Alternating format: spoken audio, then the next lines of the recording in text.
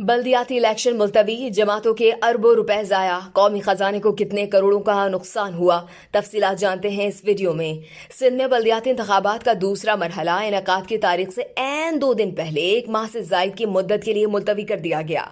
Election commission के तर्जुमान के मुताबिक इंतखाबात मुलतवी करने का फैसला चीफ सेक्रेटरी सिंध, MQM और GDA की दरख्वास्त पर किया गया। अब सिंध में बल्दियाती इंतखाबात का दूसरा मरहला 28 अगस्त से होगा। कराची और हैदराबाद डिवीजन के 16 अजला में इलेक्शन इतवार 24 जुलाई को तय थे, जिसके लिए तैयारियां भी मुकम्मल थीं। ये खबरें भी सामने आई हैं कि सिंध में बल्दियाती इलेक्शन के इल्तवा के बायस कौमी खजाने को करोड़ों रुपए का नुकसान का खदशा है। बल्दियाती इलेक्शन मुलतवी होने से 20 करोड़ रुपए से जायद के इंतजामी अखराजात दोबारा करना पड़ सकते हैं।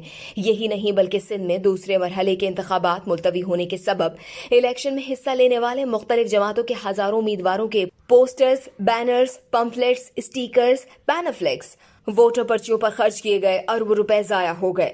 28 अगस्त के लिए उम्मीदवारों को नए सिरे से अखराजात करने होंगे। वाज़ेह रहे कि सिंध 16 अजला में मुख्तलिफ 5143 नशिस्तों पर 35,997 उम्मीदवार आमने सामने थे।